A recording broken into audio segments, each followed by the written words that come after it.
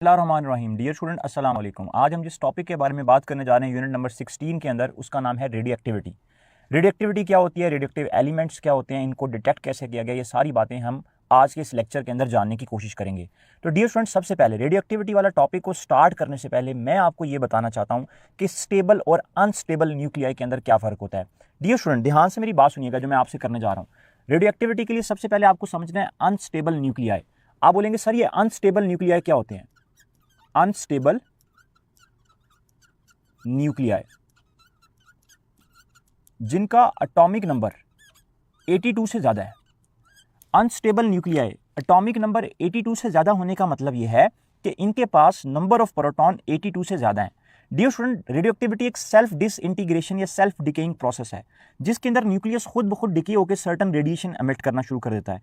अब आप ये सोच रहे होंगे कि एक न्यूक्लियस खुद ब खुद डिके कैसे होता है। डियर स्टूडेंट, जरा ध्यान से मेरी बात सुनिएगा जो मैं आपको समझाने जा रहा हूँ। हमारे पास अगर ये एक न्यूक्लियस है और न्यूक्लियस के अंदर बहुत सारे प्रोटॉन्स हैं, हर प्रोटॉन के ऊपर क्या है? Positive charge. तो हर प्रोटॉन दूसरे प्रोटॉन को रिपेल करेगा। इन्हीं पॉजिटिव चार्जेस के साथ साथ न्यूक्लियस के पास कई न्यूट्रॉन्स भी होते हैं। न्यूट्रॉन्स, ये जो मैं बना रहा हूं ये न्यूट्रॉन्स हैं, प्रोटॉन्स और न्यूट्रॉन्स। न्यूक्लियस के पास प्रोटॉन्स भी होते हैं और न्यूट्रॉन्स भी होते हैं। अब स्टूडेंट ध्यान से मेरी बात सुनिएगा, मैंने अनस्टेबल न्यूक्लियाई उन्हीं को क्यों बोला जिनके पास नंबर ऑफ प्रोटॉन 82 से ज्यादा है। स्टूडेंट ध्यान से मेरी बात सुनिएगा, अगर इस न्यूक्लियस के अंदर नंबर ऑफ प्रोटॉन 6 हो या 7 हो तब भी तो एक प्रोटॉन दूसरे प्रोटॉन को रिपेल करेगा। लेकिन स्टूडेंट, मैंने आपको मास डिफेक्ट और बाइंडिंग एनर्जी वाले टॉपिक के अंदर ये बताया था कि अगर number of proton less than 82 हो, अगर number of proton less than 82 हो, उस केस में जो स्ट्रॉन्ग न्यूक्लियर फोर्स है, अब देखें प्रोटॉन प्रोटॉन में तो रिपल्सिव फोर्स है, फोर्स ऑफ रिपल्शन, लेकिन न्यूक्लियस के अंदर एक स्ट्रॉन्ग रिपल्सिव फोर्स होती है जो कि जब तक फोर्स ऑफ रिपल्शन पे डोमिनेट रहेगी, प्रोटॉन प्रोटॉन की जो फोर्स ऑफ रिपल्शन है, जब तक strong nuclear force proton proton की फोर्स ऑफ रिपल्शन पे डोमिनेट रहेगी तब तक ये खुद ब खुद डिके नहीं होगा। अगर ये खुद ब खुद डिके नहीं होगा तो उसको बोलेंगे स्टेबल न्यूक्लियाई। जो स्टेबल न्यूक्लियाई होते हैं, मैं यहीं पर लिख देता हूं, जो स्टेबल न्यूक्लियाई होते हैं वो खुद ब खुद रेडिएशंस एमिट नहीं करते। स्टेबल न्यूक्लियाई वो होते हैं जिनका एटॉमिक नंबर जो है वो लेस देन 82 होता है, लेस देन 82, और इनके अंदर जो स्ट्रॉन्ग न्यूक्लियर फोर्स है वो ज्यादा होती है as compared to proton proton repulsion. लेकिन जैसे डियर स्टूडेंट न्यूक्लियस के अंदर नंबर ऑफ प्रोटॉन 82 से ज्यादा होते हैं और एटॉमिक मास, जिस तरह कि मैंने आप लोगों को बताया था, और एटॉमिक मास 170 से ज्यादा होगा, तो इतने नंबर ऑफ प्रोटॉन बढ़ जाएंगे कि नंबर ऑफ प्रोटॉन की जो फोर्स ऑफ रिपल्शन है वो स्ट्रॉन्ग न्यूक्लियर फोर्स से ज्यादा हो जाएगी और ये न्यूक्लियस खुद ब खुद डिके होना शुरू हो जाएगा। That's why radioactivity is called self integration of the nuclei of the heavy element. तो डियर स्टूडेंट, हम रेडियोएक्टिविटी को डिफाइन करेंगे सेल्फ डिसइंटीग्रेशन, सेल्फ डिकेइंग या self integration of nuclei of heavy element, of heavy element. और heavy element कौन से? जिनका atomic number जो है वो 82 से ज्यादा है। इधर ओके। और ऐसा कब होगा? जब प्रोटॉन प्रोटॉन की force of repulsion, electrostatic force of repulsion, electrostatic force of repulsion greater हो जाएगी किससे? स्ट्रॉन्ग न्यूक्लियर फोर्स से। क्योंकि न्यूक्लियस के अंदर एक फोर्स एग्जिस्ट करती है, स्ट्रॉन्ग न्यूक्लियर फोर्स, जो कि न्यूक्लियस को टूटने नहीं देती, स्ट्रॉन्ग न्यूक्लियर फोर्स से ज्यादा हो जाएगी। और डियर स्टूडेंट, ऐसे एलिमेंट्स जो कि रेडिएशंस, और जब सेल्फ इंटीग्रेशन होगी तो सर्टन रेडिएशंस एमिट होंगी। तो मैं यहां पर लिख भी देता हूं, जो एलिमेंट है उसको रेडिएक्टिव एलिमेंट बोलेंगे, रेडिएक्टिव न्यूक्लियाई, क्योंकि जो रेडिएक्टिविटी है प्योर एक न्यूक्लियर फिनोमेना है, जो इसमें जो रेडिएशन निकलेंगे उनको न्यूक्लियर रेडिएशन बोलेंगे। तो मैं यहां पर लिख भी देता हूं, रेडिएक्टिव न्यूक्लियाई, रेडिएक्टिव न्यूक्लियाई या radioactive element emits certain radiations. वो खुद ब खुद सर्टन रेडिएशंस एमिट करेंगी जो कि इनविजिबल होंगी। हमारी बुक ने इसके लिए वर्ड यूज किया है इनविजिबल, इनविजिबल रेडिएशन। ये रेडिएशंस हमें नजर नहीं आएंगी। अब स्टूडेंट, यहां पर तीन बातें जो मैं आपको बताने वाला हूं। ऐसे एलिमेंट्स, ऐसे न्यूक्लियाई जो रेडिएशंस एमिट करते हैं उनको बोलते हैं रेडिएक्टिव एलिमेंट। इस प्रोसेस का नाम रेडिएक्टिविटी है। और जो रेडिएशन एमिट होती है इनको रेडिएक्टिव रेडिएशन या न्यूक्लियर रेडिएशन बोलते हैं। और यहीं पे स्टूडेंट मैं आपको बताता चलूं, वो रेडिएशंस तीन तरह की होती हैं, अल्फा, बीटा और गामा। अब ये अल्फा, बीटा और गामा रेडिएशंस के बारे में हमें कैसे पता चला? हमारी बुक ने इसके लिए हमें एक एक्सपेरिमेंट बताया है। लेकिन इस एक्सपेरिमेंट पर जाने से पहले मैं आपको बुक की दो एमसीक्यूज बताना चाह रहा हूं। सबसे पहले हेनरी बैकरल ने 1896 के अंदर, हेनरी बैकरल ने एक यूरेनियम ओर के अंदर, यूरेनियम ओर को उसने ये देखा कि 1896 में एक यूरेनियम ओर पड़ा हुआ था और उसने फोटोग्राफिक फिल्म को अफेक्ट करना शुरू कर दिया। तो वहाँ से उसको आइडिया हुआ कि यूरेनियम जो है वो कोई आम एलिमेंट नहीं है, बल्कि एक रेडिएक्टिव एलिमेंट है जो कि फोटोग्राफिक फिल्म को ख़राब कर रहा है, उसको ब्लर कर रहा है। इसके अलावा 1896 में हेनरी बैकरल ने, और ये किसने किया था? बैकरल ने, बैकरल साइंटिस्ट नेम है। और इसी तरह डियर स्टूडेंट और दो साइंटिस्ट हमारी बुक लिखती है, पैरे क्यूरे एंड मैरी क्यूरे। ये दोनों हस्बैंड वाइफ थे, इन्होंने भी दो रेडिएक्टिव एलिमेंट डिस्कवर किए थे जिसका नाम है रेडियम और प्लोनियम। तो आपने याद रखना है कि बैकरल ने किसको रेडिएक्टिव एलिमेंट कहा था सबसे पहले, और मैरी क्यूरे और पैरे क्यूरे ने दो एलिमेंट डिस्कवर किए थे रेडिएक्टिव, जिनका नाम था रेडियम और प्लोनियम। अगर आप इन सब को देखें, यूरेनियम, रेडियम और प्लोनियम, सब का एटॉमिक नंबर 82 से ज़्यादा है। That's why they are radioactive element, radium and polonium. ठीक है। अब डियर स्टूडेंट हमें कैसे पता चलेगा कि जो रेडिएशन है वो किस तरह की है? तो हमारे पास एक एक्सपेरिमेंट है बुक के अकॉर्डिंग। हमारे पास एक लेड चैम्बर है जिसके अंदर हमने एक स्मॉल होल करके नीचे एक, अगर आप इस फिगर में देखें, नीचे एक छोटा सा सर्कल बना हुआ है उसके अंदर, जिसके अंदर आपने एक रेडिएक्टिव एलिमेंट रख दिया है, और उस रेडिएक्टिव एलिमेंट से जो रेडिएशंस निकलेंगी उनको हमने एक इलेक्ट्रिक फील्ड के अंदर रख दिया। अगर आप देखें तो इस तरफ पॉजिटिव प्लेट है और इस तरफ नेगेटिव प्लेट है। अब हमने ये ऑब्जर्व किया, जब हमने ये एक्सपेरिमेंट किया, एक रेडिएक्टिव एलिमेंट को हमने लेड चैम्बर के अंदर एक होल करके रखा ताकि उसमें से जो रेडिएशन निकले हम उनको डिटेक्ट कर सकें।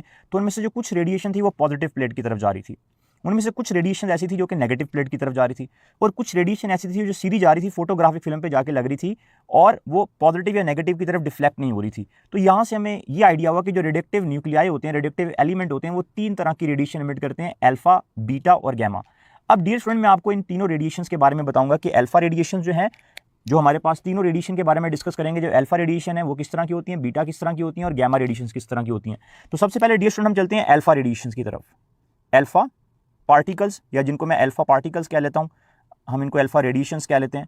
अल्फा पार्टिकल्स, हमारी बुक ये कहती है कि अल्फा पार्टिकल आर बेसिकली, जो अल्फा पार्टिकल हैं they are basically positive helium nuclei, not atom. Nuclear radiation है alpha, beta, gamma, pure nuclear radiation है। एक्सरेज आपने लास्ट टॉपिक में पढ़ा, लास्ट यूनिट के अंदर, वो एटॉमिक रेडिएशन है। Alpha, beta, gamma nuclear radiation है, न्यूक्लियस में से निकली है। चैप्टर का नाम ही न्यूक्लियर फिजिक्स है। पॉजिटिव हीलियम न्यूक्लियाई, जो अल्फा है वो पॉजिटिव हीलियम न्यूक्लियाई है, एटम नहीं है, पॉजिटिव हीलियम न्यूक्लियाई, He42, ये हीलियम न्यूक्लियाई है।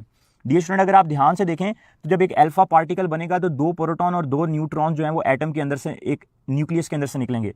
एटॉमिक मास 4 आ रहा है, 4 - 2 2, मतलब अगर आप देखें तो He42 के अकॉर्डिंग हमारे पास जो एटॉमिक मास है वो किसके इक्वल होगा, 4 यूनिफाइड, 4U के इक्वल होगा। जो हमारे पास चार्ज नंबर होगा वो किसके इक्वल होगा, +2E। जो अल्फा पार्टिकल का चार्ज है वो प्लस है, इसलिए वो नेगेटिव की तरफ डिफ्लेक्ट हो रहे हैं, अगर आप इस फिगर में ध्यान से देखें। और dear student alpha particle usually massive होते हैं एज कम्पेयर टू बीटा और गैमा। ये भी मैं आपको तीनों करके फिर मैं आपको तीनों का कंपैरिजन बताऊंगा। अब स्टूडेंट ध्यान से मेरी बात सुने, जो अल्फा पार्टिकल है वो, उसका एटॉमिक मास 4 यूनिफाइड और उसका चार्ज नंबर +2E है।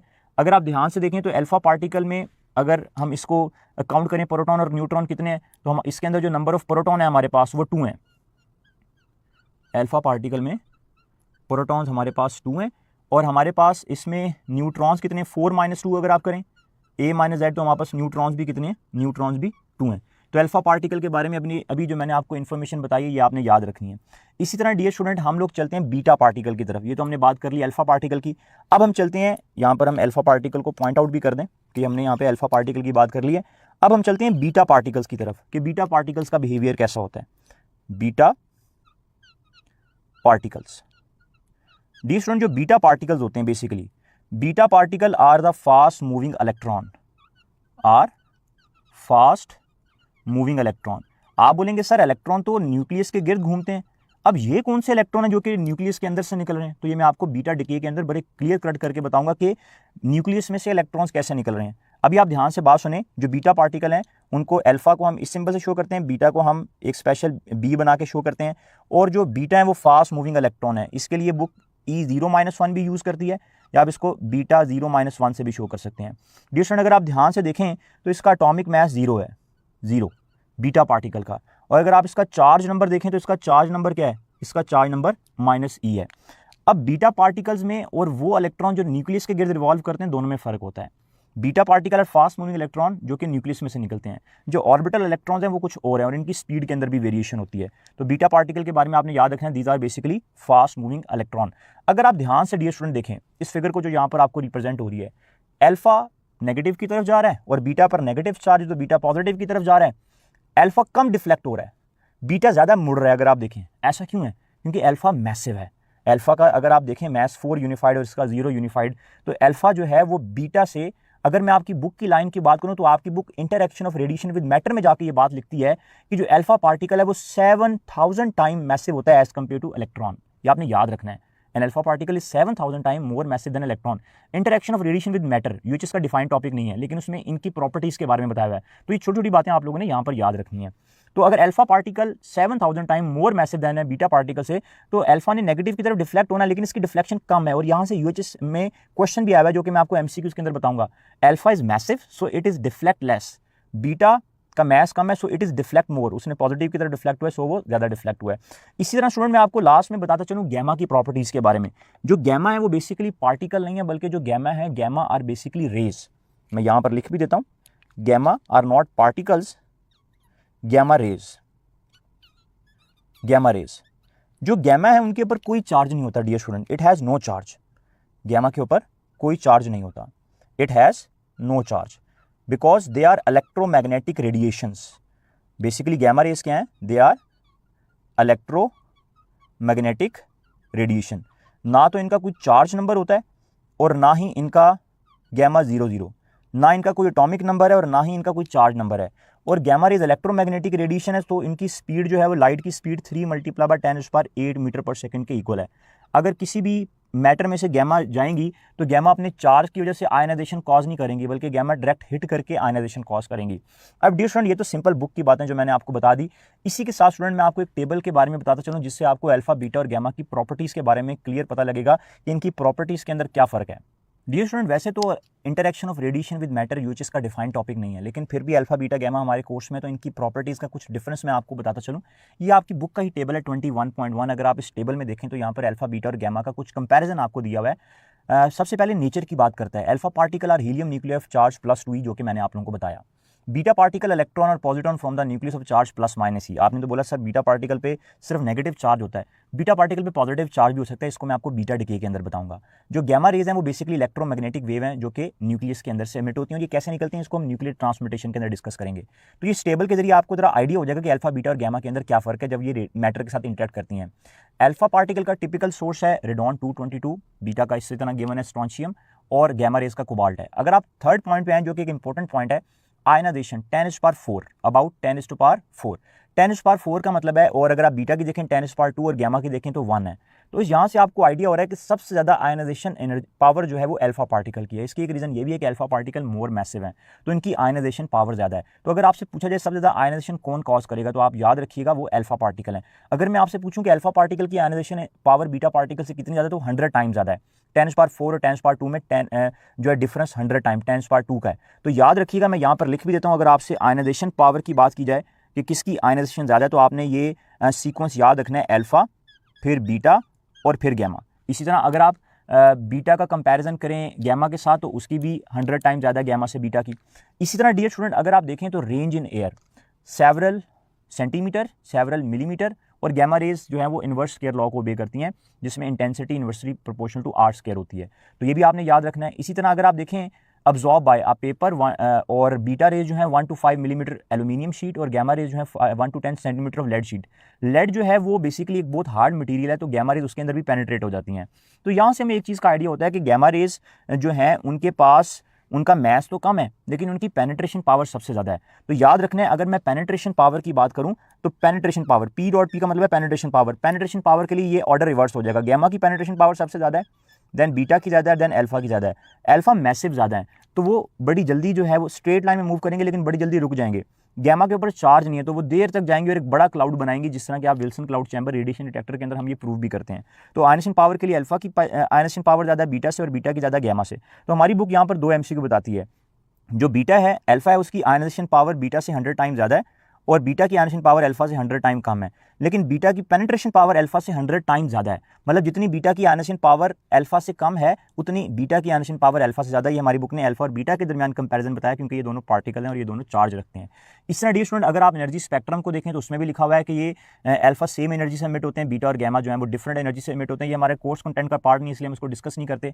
लास्ट में इनकी स्पीड्स के बारे में बताया गया है कि अल्फा और पार्टिकल की स्पीड 10⁻7 होती है, क्योंकि ये लाइट की स्पीड से मूव नहीं कर सकते, दे आर प्योर पार्टिकल। लेकिन जो गैमा रेज है उनकी स्पीड 3 × 10⁻8 मीटर पर सेकंड होती है। तो आपने अल्फा बीटा गैमा के बारे में तो जाना है, लेकिन साथ में आपको इनकी कुछ प्रॉपर्टीज के बारे में भी आइडिया हो जाना चाहिए कि अगर यूएचएस यहाँ से भी क्वेश्चन बनाए तो आपको पता होना चाहिए। डियर स्टूडेंट हम इसी टॉपिक से रेलेवेंट कुछ इंपॉर्टेंट एमसीक्यूज की बात करते हैं। जैसा कि आपके सामने एक एमसीक्यू है, which of the following has the highest penetrating power, gamma rays, alpha particle, neutron and beta particle.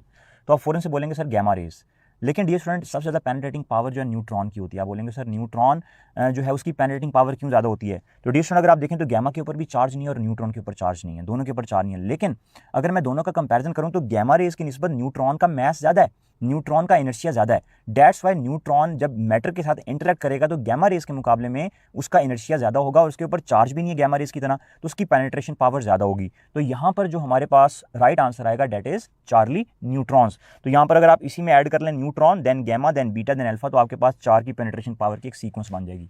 इस तरह डियर स्टूडेंट इस क्वेश्चन को अगर आप देखें the ionizing capability of gamma rays is, तो गैमा रेज की जो आयनाइजेशन है वो अल्फा और बीटा दोनों से कम है। Is okay? तो यहाँ पे राइट ऑप्शन आएगा less than both alpha and beta particles. इसी तरह हमारे पास एक और एमसीक्यू है, emission of radiation from the radioactive element is. जो रेडिएशंस एमिट होती हैं वो किस पर डिपेंड करती है? टेम्परेचर और प्रेशर के बढ़ने से न्यूक्लियर रेडिएशंस बढ़ती हैं, independent of temperature and pressure, independent on both temperature, independent on both temperature and pressure, independent of pressure but depend on temperature.